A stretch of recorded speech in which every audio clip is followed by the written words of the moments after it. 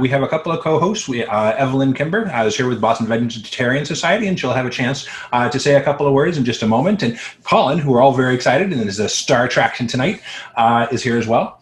They will be our co-hosts with me. If you have any questions for us, you can send us a note, a chat. The chat is set so that you can only chat with the hosts. So if you have any questions, that's the best way to do it. If you are watching us on Facebook or YouTube, you can use the chat features there, and I'll do my best to monitor those. I did have a phone that I usually use to monitor those chats, though, die earlier. So I'll be checking the battery and see if I can pull it over here closer to me so that I can be using that as well. Otherwise, I may be a little stuttered and just be bouncing between a whole bunch of screens. So please be patient with me if you have questions. Zoom is definitely the best place to catch my attention if you do have questions. We will also be hanging around after the official formal program here in Zoom and after we've turned off the YouTube and Facebook feeds, and we'll let people unmute themselves again. If you'd like to stick around at the end and say anything to Evelyn or Colin if he has any time to stick around at the end too.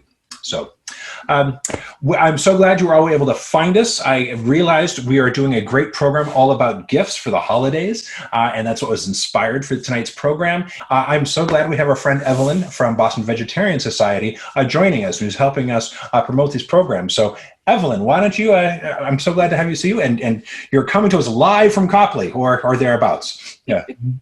I'm honoring Clayton's former workplace. He was a librarian at the Maine Boston Public Library branch, and I don't live too far from there. So this is the courtyard at the Boston Public Library behind me here. But I'm actually snugly at home out of the snow. But welcome to everybody. And if you got my email this afternoon, a reminder of tonight's class, and it had two links to tonight's recipes. The first one, actually, I made a boo-boo there and connected to the recipes from last month's class. The second link did go properly to tonight's recipes. So click on that second link, which goes to a web version of the recipes. And in there's also a link to a PDF of the recipes if you want to print them out. My apologies for that snafu. But glad you're here, and hope you'll hang around and we can chat a little at the end of the class. Great. Thank you, Evelyn. So glad to have you here, and I'm glad you're snuggled safe and warm. I hope everybody is safe and warm tonight. If you're not, please go get safe and warm and come back and watch us later. That's obviously most important. So now we're going to pass the focus right to Colin and take it away. We're going to be talking about some healthy, delicious gifts. Colin, good evening. So glad you're here. The focus for tonight is supposed to be do-it-yourself holiday gifts. So, in my family, my mom is always the one who's super difficult to shop for. I never know what to get for her. And, the last couple of years I have made these healthy desserts to be able to give as gifts to her. And I might be packaging some of these up for my mom for this Christmas. So hopefully she's not watching tonight. Give my secrets away. But so, one thing that I wanted to share with you, being able to give healthy gifts, and it's really important, especially right now with COVID, that, we follow all of the COVID guidelines. If we're going to be making food for other people, you want to make sure that everybody stays happy and healthy. So, if you are making sure you wash your hands a lot, you wear gloves, make sure you follow all the guidelines for that. So, so everybody's healthy that way. So that's the whole point of the class tonight, to be able to share some healthy desserts that they taste so good, but they're also really healthy at the same time. I've been vegan for 25 years now. I've certainly had my share of healthy desserts that tasted really healthy, should I say. Didn't really taste super great. And, I always say as someone who's written a few cookbooks now, if you are making healthy recipes that you have to kind of plug your nose to eat it, it's the wrong recipe. Should not have to plug your nose to eat anything healthy. It should be able to taste really good and also be really good for you at the same time. So we're going to make 3 recipes tonight, which you can be able to make at home and then give those as gifts to friends and family. And so we're going to start with one that's kind of an easy one for recipes that I make.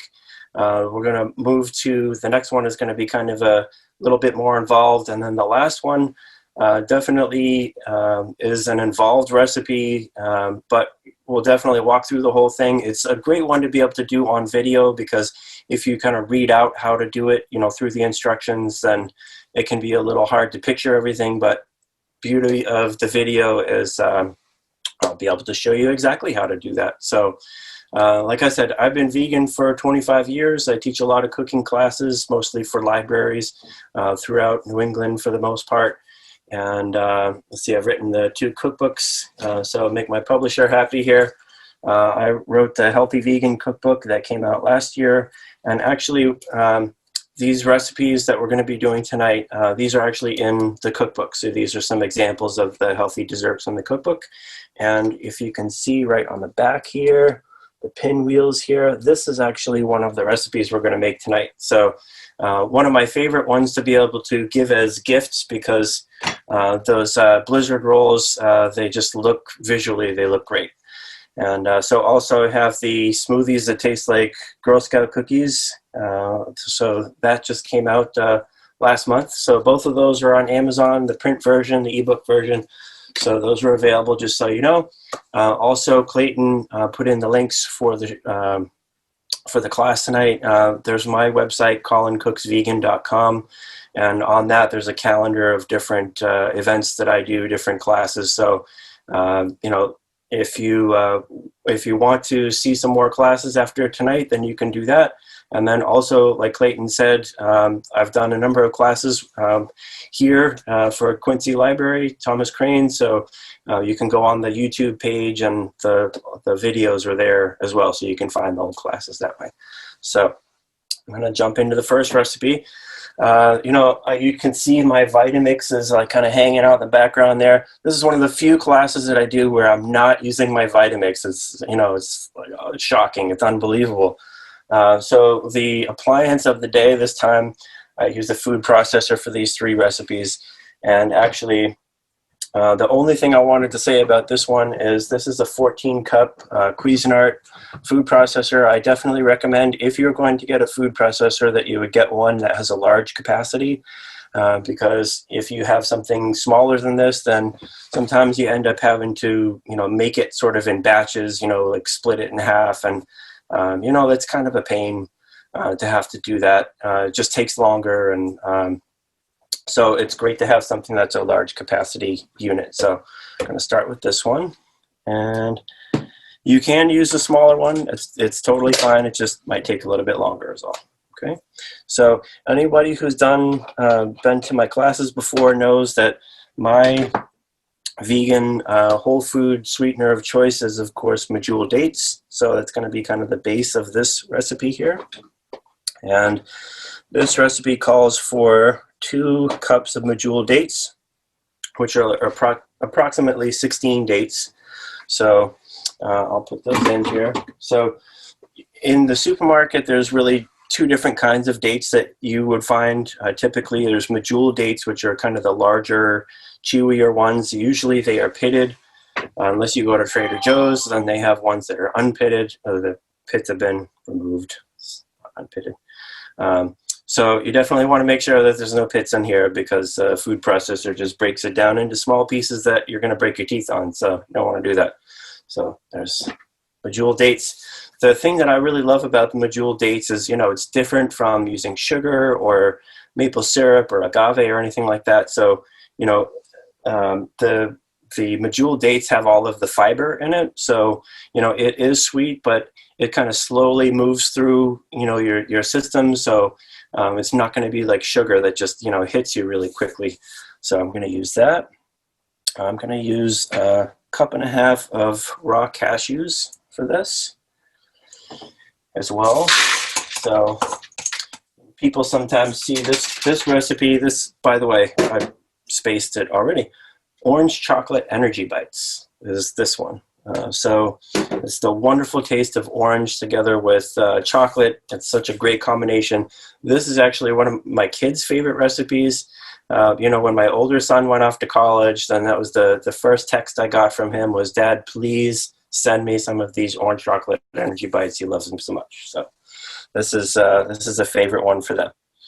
There's going to be 3/4 of a cup of raisins. So I'll go ahead and put that in as well. Right. And there's going to be 1/4 of a cup of cacao powder. So again, anyone who has done classes with me knows this is the version of chocolate that I like to use. Cacao is similar to cocoa baking, cocoa powder, I should say. So cacao is sort of like the raw, uncooked version of that. So, trying to use less processed ingredients as much as possible. This is what I like to go with. Also, I say this in the other classes too, but if you haven't seen that, people will joke that chocolate is good for you, that it has health properties, and it is true, it does. But it's the cacao in the chocolate that does have the health properties. It has antioxidants, it's got nutrients, so you can use the cacao and get that same chocolate flavor, but not have all of the added fat and the sugar of that. So there's the cacao powder, put that in. I'm going to put in, so it depends on how strong you want the orange flavor to be. I like to have it pretty strong, so in this recipe I will use a teaspoon of orange extract, and I will also use the zest of an orange. So if you don't have an orange, you can use the extract. The zest adds such a great flavor, but I like it to be really strong, so I am going to add a little bit of the extract in. I'll go ahead and add that. Doesn't really take too much. And then I'm going to do the zest of an orange. I like to use a microfine planer to do that. So I always tell people, if you're going to use the microfine planer, works really well, but it can't tell the difference between an orange and your fingers. So you got to make sure that you do not zest yourself. So I'm just going to put in a little bit of zest here. That way you get all the essential oils of the peel here. And also, when you're zesting citrus, a couple of points, make sure that if you can get the organic, because a lot of the chemicals live in the peels of citrus fruit. And the other thing is, especially if you use a microfine planer, like I said, they are pretty sharp.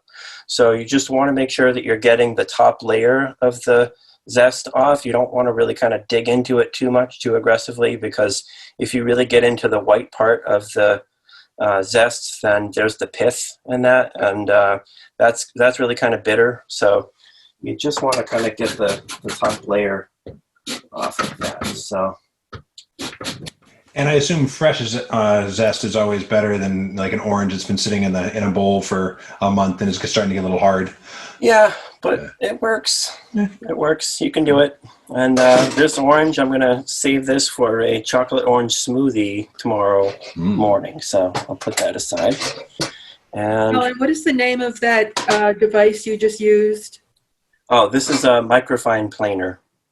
Planer? So, yeah, so it's like a zester. But like a little hand zester, you have to like kind of get like little bits off, and this is faster. Plus, you can use this for garlic instead of crushing garlic. I like to use that instead. I use it for all kinds of different things, so it's a good tool to have in the kitchen. All right, and then we're going to add in 1/2 cup of hemp seeds. So I like to add seeds to most of the desserts and also smoothies that I make. In a smoothie, I might use flaxseed or chia seeds or hemp seeds. But in a recipe like this, I really want to use hemp seeds because, one, they don't really have a very strong taste, so it's going to kind of sit in the background. And the other thing is hemp seeds are much softer. So you get the nutrition, but if you use flax seeds in this, unless you really ground it down to a fine powder, then it's going to be a little crunchy, and the consistency is going to be kind of off. So there's that. I want to And mention, if anyone has questions as Colin goes along, you can type them into chat and Colin will answer them. yes, yeah, Yep, definitely. we will definitely call them out as they come in. So thank you for the reminder. I am watching. I did get the other phone to work. So if folks are watching us, I know we have friends on YouTube and Facebook tonight. So anybody watching with questions there, they can ask them there as well, whatever works for folks. Great. Great. All right. So one thing I wanted to point out before I go ahead and run this is, so the different recipes that I write, I really write them to be as rich as possible. So with any of the desserts that I make, I always say, this isn't like Oreos that you're going to open up a bag and just want to plow through them all. I make these recipes like the orange chocolate energy bites. I make them to be really, really rich. So you'll have, maybe 2 or 3 and they'll be really good. And then that's it. You're not going to want to have, this is going to make probably, 14 to 16 of these when we're all done. But you're not going to want to plow through all of them. It's just too rich. It's just too strong. Even my kids who can plow through almost any food, they have 3 and then that's it. So, when you look at the recipe and you see, okay, there's 2 cups of dates, there's the 1.5 cups of cashews, and then the raisins, and you say, from a calorie perspective, you might say, wow, that's a pretty significant amount of calories. There's a fair amount of fat in that with all of the cashews, but this is really not meant to be. This is supposed to be a dessert that you have a couple, and it's going to be really rich, and you're really not going to have 6 or 10 of them or anything like that. So if you're looking at calories and all that stuff, if that's something you pay attention to, then in the case of these desserts, it's they're really not. It's not going to be something that you're just going to eat a ton of them. And when I do make these, all 3 of these desserts, they do freeze really well. So you can make them now and then give them as gifts. I like to put them in little gift boxes, the little paper gift boxes. And, you can tell people these will last for about a week in the refrigerator, or you can keep them in the freezer and they just keep, a really long time. I'm not sure how long they keep in the freezer because my kids come over and then just wipe them all out in a weekend. So, but, if you're making these for yourself or your family, I make this recipe and then I'll put it in a Ziploc bag, put them in the freezer. These are actually even better frozen because they really kind of firm up and just right out of the freezer. They're so good. So I'm going to go ahead and run the food processor for a minute. This is the perfect time if anybody has any questions, if you want to throw them in the chat, and then when I'm all set, we can answer those. And so this one, I'll run it. It's going to take a few minutes for it to really kind of process everything, especially the cashews. Once the friction of the processing really kind of heats it up, and then the dates as well really start to heat up. So all of a sudden, it's going to start to clump together and move like as one piece around. So when you see that, you know that it is done for sure. So see if we can get to that point. So, Colin, we do have one question, which was wondering where you buy hemp seeds and cacao, especially the cacao powder that you talked about. And I know there's a lot of sources you talked about. I assume, Whole Foods probably carries them, Trader Joe's sometimes. I know we've talked about, people have surprised me at some of our previous ones when we're finding stuff at like TJ Maxx or like some stores I would never think to look for these things. I know Good Health in Quincy is a health food store, and I would suspect that you could easily find hemp seeds and cacao there if they have organic stuff. Where do you like to go? I like to get it from Trader Joe's is usually the most consistent place. Actually, I'm just going to wipe the camera here for a minute because it's a little cloudy. So. Oh, it's so clear now. Wow. Well, I don't want people to miss the whole thing here. That's right. The magic's about to happen. I always shout out Trader Joe's because there's one close to me and they have almost everything that I usually get on a regular basis. So that's usually where I get cacao, hemp seeds. Hemp seeds, once you open the package, it's good to keep it in the refrigerator or keep them in the freezer. But, both of those things you can easily order online. It's easy to get those. And then also the orange extract. I got this at the health food store, but This is the Flavor Organics brand, and Whole Foods has it, or if you wanted to get it online, then it's easy to get that way as well. I was going to ask about the orange extract next because, you and I were having that great conversation a little bit ago about extracts and making your own. I wonder if you've ever tried to make an orange extract. I assume you could probably take orange zest and some like high proof alcohol and just let it sit for a while, but I don't know how to really get that. I don't know if that would work or not. It's the orange peels. Yeah. So I don't think you even have to zest it. I think it's just the orange peels, and then just let it sit for at least 3 months, if not 6 months. And then you can have some of your own. Yeah. One ingredient I forgot to add, and this is totally optional, but this is espresso powder. So this is the King Arthur Flour brand. This I usually have a harder time finding it in a store, so I usually just get it on Amazon. I only use a little bit at a time, like I use about a quarter of a teaspoon. It's sort of like the baker's secret, is that a little bit of espresso powder actually really boosts up the chocolate flavor and enhances that, makes it stronger. So I'm just going to use about a quarter of a teaspoon there. And, I mean, it's only a tiny little bit, as far as people who have issues with caffeine, shouldn't really make that much of a difference. But you can just not put that in. It's okay. I like to kind of give it that extra boost of flavor. So I'm just going to burn it again for a minute here. See where we get. Yep. Looks like it's starting to come together there. Yep. So I'm going to shut this off, and you really want to blend it to the point where it's pretty sticky, right? So I'm going to take a piece and just kind of roll it. It's going to end up being about a golf ball size, about an inch or so. And so you see there, sticks well together. You can still see little pieces of the cashews and the hemp seeds in there.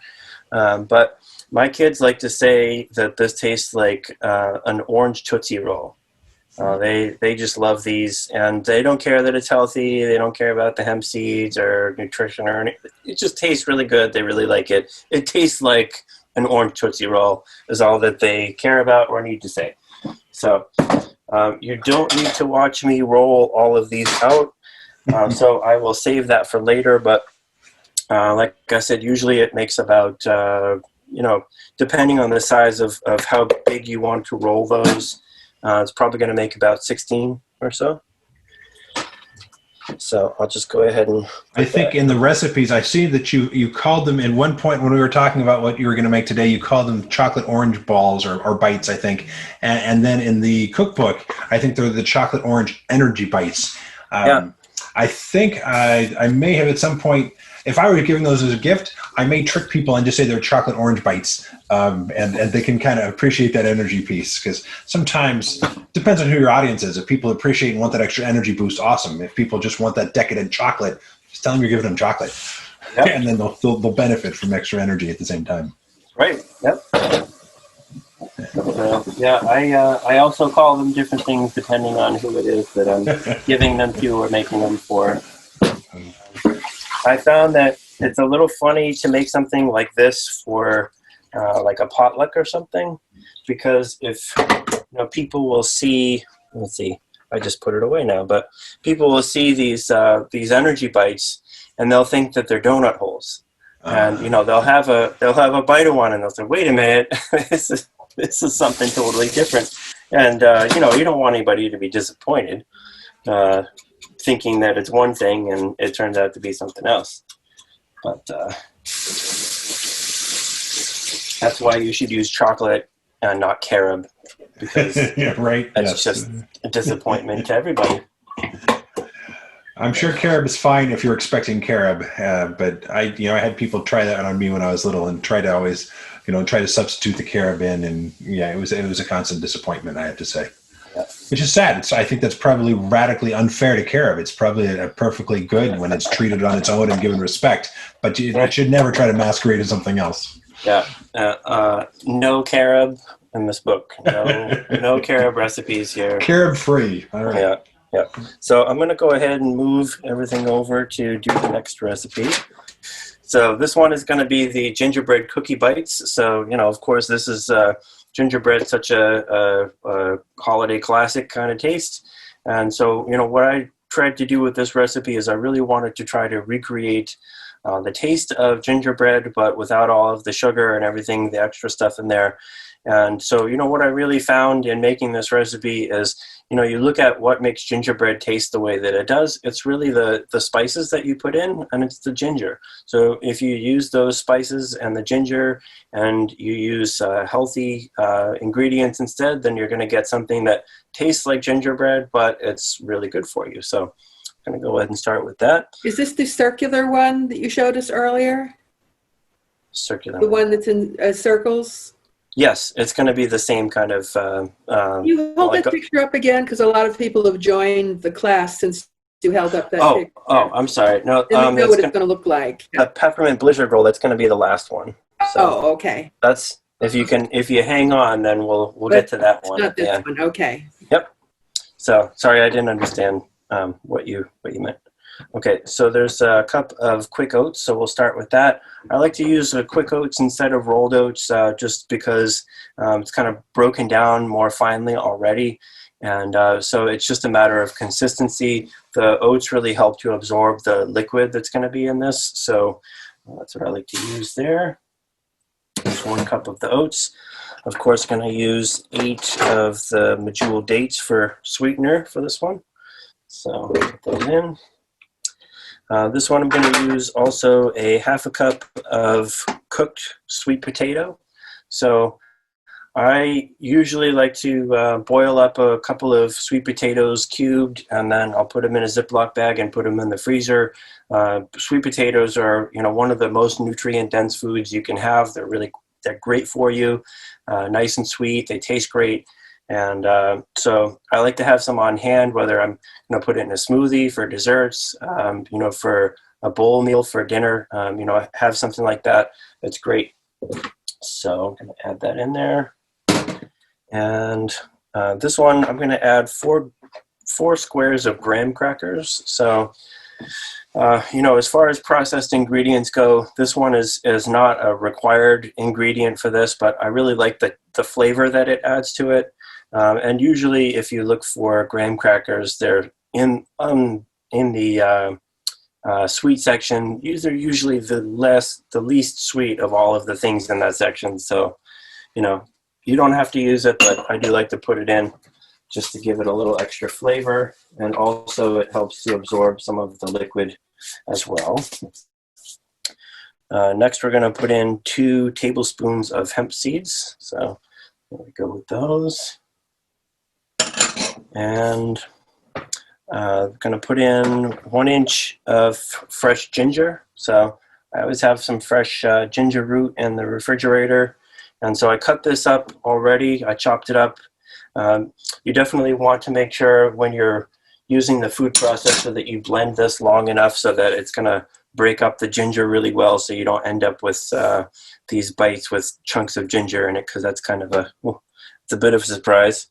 I am going to use some blackstrap molasses next. So in this recipe, I'm really using the molasses as flavor. I'm really not using it as a form of sweetener. So I'm using the medjool dates for the sweetener, but as far as what I've been able to research and try, I've never really had anything that tastes like molasses, and that is also sort of one of the important tastes of gingerbread is the molasses. So, and blackstrap molasses is a very good source of iron. It is, yep, absolutely. My mother used to give my sister and I a tablespoon every day as kids. Wow.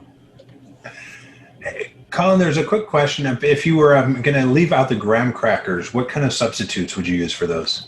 I would just use more of the oats, just to be able to absorb the liquids of everything better. But as far as the taste, I know you can get graham flour and you can toast that so that it's edible.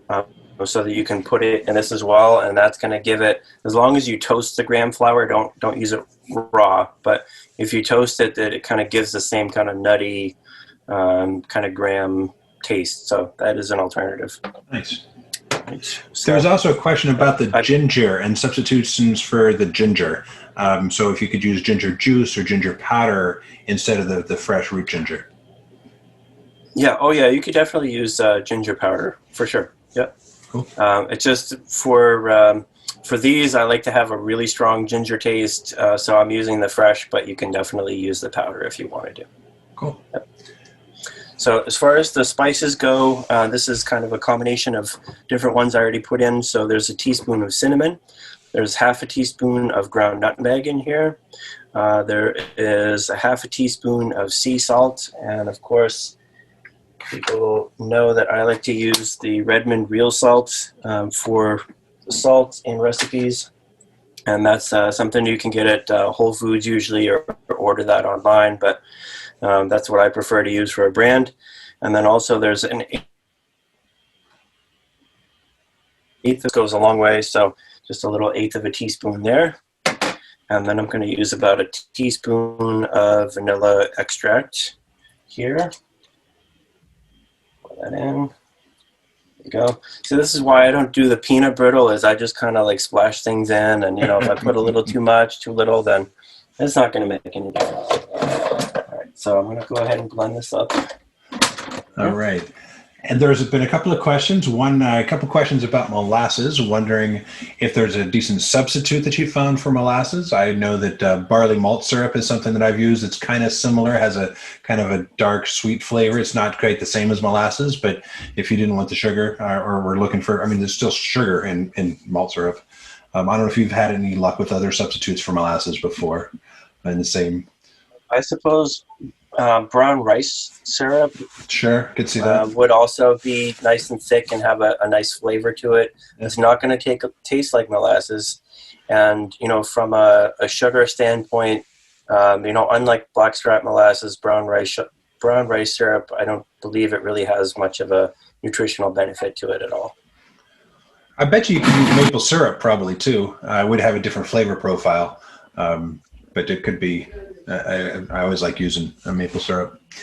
And then there was a question about how much molasses. So I went and looked at the recipe. And if you're measuring things with tablespoons, the suggestion is 1 tablespoon of molasses for folks who are following along. And then there's a question of how much powder. And I assume, I'm not sure which powder that they're referring to. And you said ginger powder. The ginger powder. Okay, of course. And how much is an inch? So that's something that's a good question, because when you look at ginger root obviously can come in different diameters. I always kind of wondered, even tonight I was cooking with ginger and it called for 2 tablespoons of grated ginger. And I was like, I don't know, I'm going to grate this ginger until I'm done grating ginger. And that's how much I used. But yeah. I'm also kind of imprecise. Do you have any tips about you know, if you like more ginger, you basically put in more and you just kind of fake it, or what? Usually in a recipe, if it calls for like an inch or a half an inch, then they're usually sort of referring to like a thumb, you know, so about an inch, about the size of your thumb, would be about an inch of ginger. You know, obviously, like you said, you get some ginger root pieces and they're, you know, really big, but, you know, about an inch would be about, you know, your thumb size. About that big. If you were going to use ginger powder instead, I probably would put in a teaspoon because that much would make it nice and strong. You definitely get a good ginger flavor there. Good, thanks. And so then you can see this is all kind of stuck together here. And so, like I said, it's kind of sticky here. Put it in the light so you can see it. So I'm just going to roll these up, and like I said, it ends up being about an inch, about golf ball size or so. And then you can see, you know, you can see the consistency. There's some of the darker spots here are the medjool dates. So if you wanted to, you know, really try and make it as consistent as possible, homogeneous as possible, then just keep scraping it down and running it for a minute and then scraping it down. Just I don't want to take everybody's time for you to have to watch that. So again, I'm just going to scrape this out of here and roll all of these later, because who wants to watch me do that for 10 minutes? So I'll put these here. And then Something tells me if we could be in the kitchen with you and snacking while you roll, nobody would complain. But it is a bit of a tease that we have to do this remotely. Yeah. You know, it is. This is one of my favorite classes to be able to teach in person, because then I can hand out samples to everybody and everybody can try it. Unfortunately, we don't have smell-o-vision here, so all right, I'm just going to get this rinsed out. Do these look significantly different than the chocolate orange bites? It's kind of hard to tell, I think, in the lighting and at least on my monitor. Yeah. But if you're looking at them in a box together, can you clearly tell which is which, or is it kind of like a box of chocolates and you just have to try it? Good question. No, the chocolate orange bites are definitely pretty dark, really dark brown, and these are lighter color than that. So it's pretty obvious. Yes, so you would be able to tell the difference. Okay, cool. You don't have to wait to bite into it to find out. This is almost done. Just going to rinse this off so that I'm not having one thing taste like the next. They taste great on their own. They don't have to taste like anything else. Fair enough. Yeah. So the chocolate blizzard rolls, like I said, they definitely are an involved recipe. It's definitely one of the more involved recipes in the book, but like I said, we'll walk through that. You know, this is, because it definitely takes a number of steps, then it's not something that I usually will just kind of throw together, because it does take some planning ahead of time. And when it's all done, then I put it in the fridge and let it firm up for about an hour before I serve it. So this is actually sort of a two-part recipe. So there's two layers to it to be able to make the pinwheel. There's the chocolate layer as the base, and then there's going to be the mint layer that is wrapped up in it. So I'm going to go ahead and do the chocolate base of it first. So with that, we have 12 of the medjool dates here. So this class, I'm using a lot of my dates. But, you know, they see me at Trader Joe's and they say, "What are you doing?" They see me like with 5 packs of dates and I say, "What are you making?" So there's half a cup of the quick oats I'm going to put in there. Does it make a difference if you use quick versus just old oats? You know, not quick oats? It's just a matter of the consistency, because the rolled oats are going to be thicker and it's going to not break up as well as the quick oats. But it's just a matter of texture is all. Right. Third of a cup of pecans. So I like to get the raw. I don't get the roasted and salted. I want to be able to add salt on my own and adjust it that way. All right, so there's the pecans, and then there's 3 tablespoons of the cacao powder. Put that in. And let's see, 1/8 of a teaspoon of sea salt. So I'm just going to grab a little bit of salt from here. All it takes is just a little bit. Colin, is that an iodized salt? This I don't believe that iodine is added to it. I think it has it naturally in the minerals. This has the highest mineral content of any salt on the market, so I believe it's naturally iodized. But I do remember, if you go to their website for Redmond Real Salt, I believe they have a section of the website that talks about that, because it's a question that people ask a lot and they want to make sure they get their iodine. So I'm pretty sure that it is naturally in here, but I'm going to have to send you to the website to make sure for that. All right. And then for this one, I also use I do actually use chocolate just to get a really strong chocolate flavor with this. And this is half of a bar of high quality chocolate. So Trader Joe's usually where I get it. I get the 85% cacao, really, really high cacao content. It's very, very dark. It's not really super sweet. And so it's really, really more just for the flavor of it. That's going to make it taste super chocolatey. And like I said, it's not super sweet. There's not a lot of sweetener added to it. So put that in here. And let's see. I'm going to go ahead and warm this up for a minute here.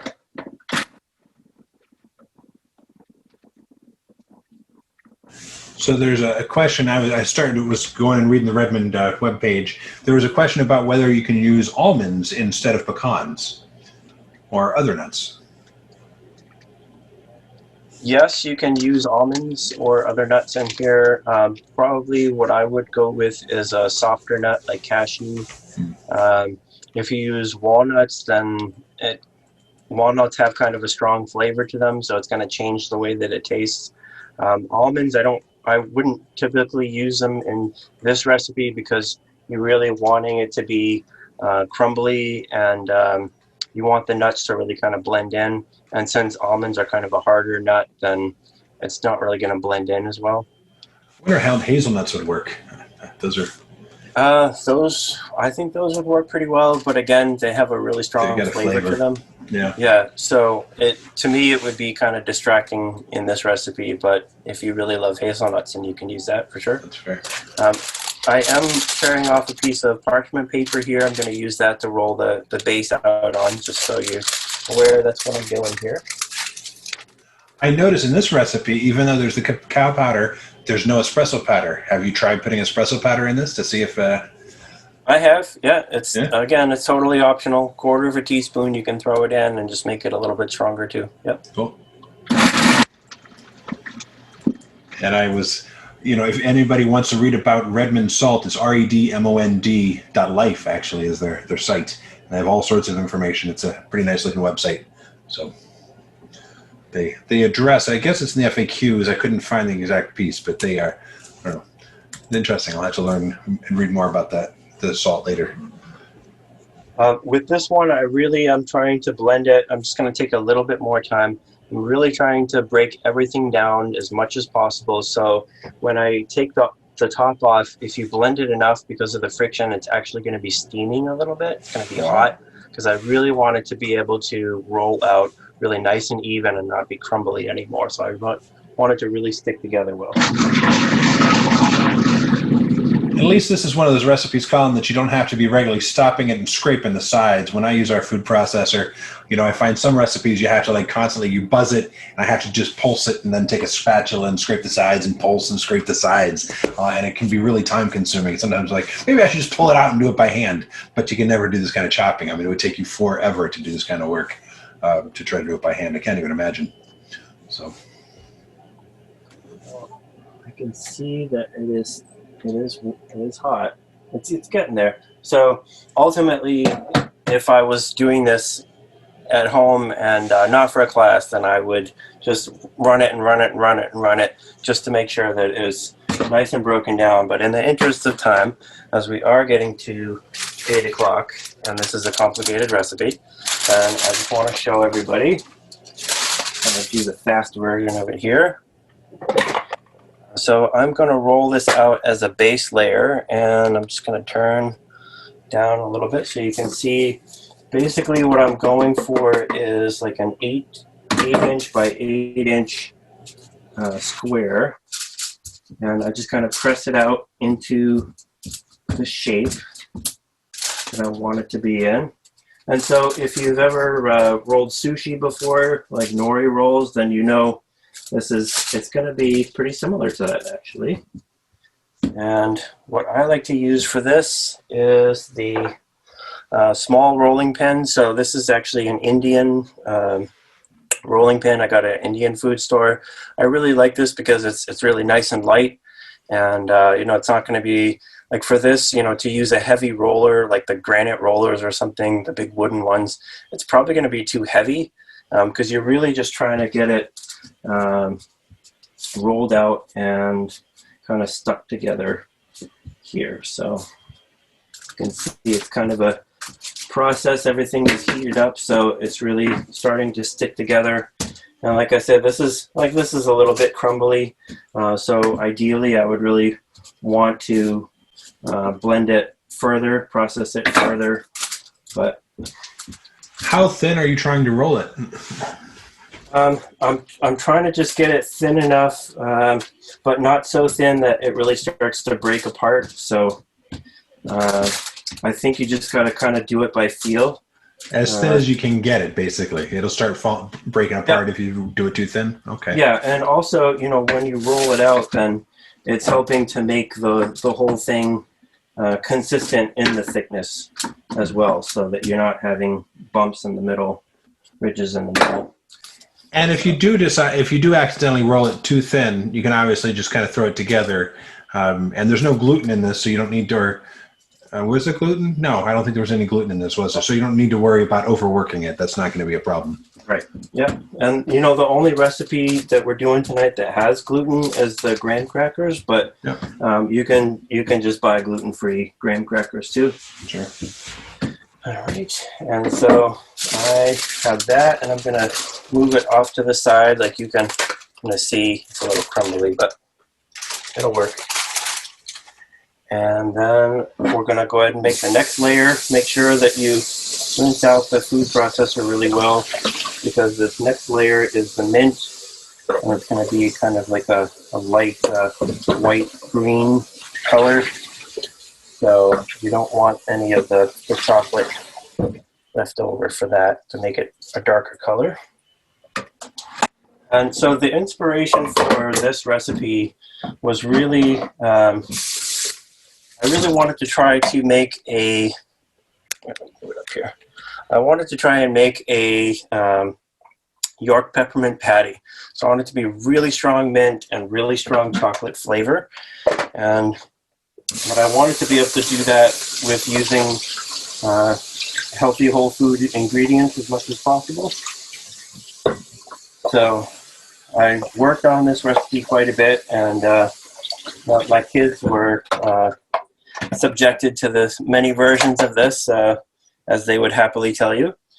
And so, finally got it to where I was really happy with it. So I'm just gonna real quick here. The blade still.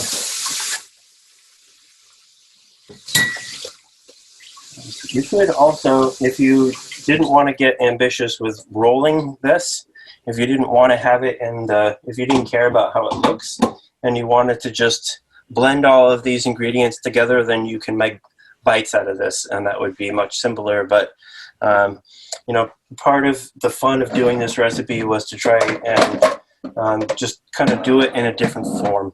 And it looks really great at the end. It's a lot of fun. So for the mint layer, I'm going to put in about 2/3 of a cup of finely shredded coconut there. And if you have only large coconut flakes, then you can just put those in a food processor separately, and it'll break that down as well. There's going to be about 1/4 of a cup of coconut manna. So this is the one kind of specialty ingredient in this recipe. As opposed to, coconut oil or, all kinds of different coconut products out there that have been processed and, the oil's pulled out of it and everything. Coconut manna is just pure coconut.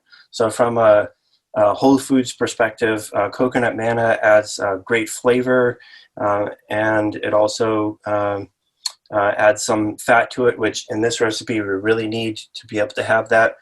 So basically, coconut manna is just coconut shreds that have been pureed and pureed and pureed until it just comes out as sort of a liquid, as you can see there. So I'm going to put in about 1/4 of a cup there. And also I'm trying to get this to be nice and light color, so I'm not going to use nuts for this layer. The coconut manna helps to keep it white. So there's going to be 1/4 of a cup of fresh mint that I have pulled, stemmed and cleaned there. And that's a trick that you were saying earlier that you want to do. You don't want to clean it too early. If you do that and then let it sit for too long, anything green can discolor after being out too long. Yep. Yeah. Once it's processed, then it's fine. But the last time I did this class, I was trying to prep everything ahead of time and put it out ahead of time, and ended up sitting out for 2 hours, and then the green turned brown, and it just wasn't appetizing looking. So. All right, so this one, I do want to add some sweetener to this. This is one of the very few recipes in the cookbook that I have that uses agave. In this case, the reason that I'm using it for here is, it's for the color. I don't want to use date syrup or dates or anything like that because I want it to be a nice light color. So I'm going to use about a tablespoon of agave nectar. That just kind of helps to make that layer nice and sweet as well. And then I'm going to put in about a teaspoon of peppermint extract, peppermint flavor. Again, trying to make the Blizzard roll have a really strong peppermint flavor. Also, just a word of advice here. With peppermint flavor or extract, it's pretty strong. So make sure you don't wipe your eyes after you've touched it, because then you will have very minty eyes. That sounds like a lesson learned from experience. That would be, yes. All right, so I'm going to go ahead and blend this. This one I do have to scrape it down a couple of times, so we'll do that. All right, people who haven't done this before will experience the joy of scraping Cuisinart sides. Is yours a Cuisinart, or is it made by somebody else? This is a Cuisinart. It's Cuisinart. Yep. The model is a Cuisinart Elite, I think. I bought this used on Craigslist. I think it was like $100 or something. Comes with a zillion different attachments, but like most appliances, it's really only the one thing that I use. The S-Blade I use for everything. We actually used a food processor, a Cuisinart food processor, just tonight. We made latkes, and we love using the grater. It works really well for potatoes, too. There's a question about the mint that you use. There's so many different types of mint. Did you use a peppermint, a spearmint? You could obviously play with different mints until you had your favorite. But what are you using? Do you know? I use the mint that they sold at Trader Joe's. So mint. There you go. The capital M. Yes. Yes. Yeah. I would not recommend the catnip kind. I think that would taste kind of funky. That's also in the mint family. I've had various mints take over my garden. I had somebody try to convince me recently in the last year that catnip actually was, even though there's a type of catnip that doesn't spread as much as the others. I don't know if I believe them yet. I need to wait another season or two. Where I used to live, I found out by accident that there was mint growing on the side of the house when I was using the weed whacker. Ah, that smells delicious. Smelled it, and then I was just making this recipe all the time because I had fresh mint at my disposal, and loved that. So this is broken down enough here so that I'm going to spread this layer on top of the chocolate layer. And so it's going to have a nice light green color here. And there's the little bits of mint that have broken down in here. So I'll move this down again so you can see it. So I'm going to spread this out. I want to cover the whole of the first layer, the chocolate base, except for about 1 inch at the top. I want to leave that without any of the mint on top of that. So basically we roll this up, and then that kind of seals it in place. So again, like if you've ever have made sushi, it's pretty similar to that. You got to leave about 1 inch so it can kind of seal itself together. And this one, it's not quite as thick as the chocolate layer, so you can just kind of pat it down by hand. You don't have to roll it. It's kind of sticky, so the roller doesn't really work anyway. And sort of like if you ever have rolled sushi, then you don't need a rolling mat for this because it's not quite so thick and necessary. But so basically what I'm going to do is I'll start rolling it and use the paper as a thick, because it's thick enough, and I just kind of roll it a little bit pat it down a little bit, and just make sure that it's keeping that nice roll shape there. So I'm just turning it just a little bit, and then form it. Just make sure it's keeping that shape, and you can see here about halfway through. I'll just pat it down, and just going real nice and slow, turning it, pat it down, and then it's just about done here, you can see. And then I'll roll it just a little bit more onto itself, just kind of seals itself up. And then I'm going to use, let's see, got some more of that coconut powder, the really fine coconut powder. And I'm going to just kind of spread it out here so that it coats it on the outside with the coconut. And again, just kind of squeeze it all together, roll it up, and then I'm going to kind of twist up the end here. And then you have that shape there. And then I'm going to put that in on a plate. And you definitely do not want to try and cut it right now because it needs to refrigerate. Give it about an hour. And the coconut manna and also the pecans, everything's going to firm up really well. And then at that point, you can make sure you use a knife with a serrated edge that's going to cut through that, and you're going to cut it into about 1 inch thick rolls. And there's a picture of that right here. And let's see, Colin, what is the paper called that you use to roll it? That's parchment paper. Parchment paper. Yep. And I prefer that over the wax because I don't like the waxy finish. And once you start using parchment paper, I found it's totally addictive. Like I put it down every time if I'm putting anything on a pan, on a baking sheet in the oven. It makes cleanup such a breeze too. It does. It does. And that is actually one that I made last week. Wow. So that's the peppermint blizzard roll, and like you can see, it's kind of been dusted with the coconut powder. And so, I give these as gifts, and, they just look fantastic and they taste so good. And, they're very dense. So like I said, you have a couple of these and you're not going to eat the whole roll.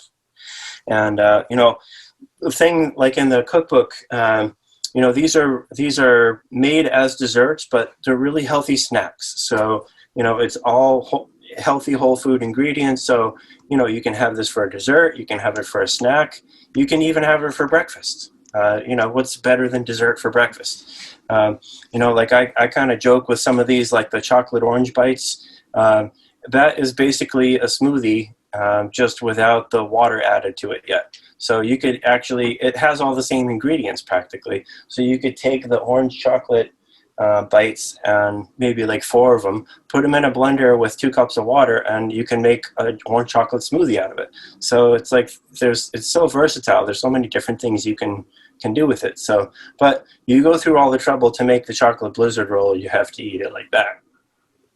That's just fair. Clearly, they would be ashamed to put that in a blender after all that work. Yeah. So three healthy desserts that you can put together to give as gifts. So 3 in the last hour. That was a lot, especially that last recipe. It's a lot to make, but it was great to be able to show everybody how to do that. And so that's about it for the class for tonight. All right. Well, thank you, Colin.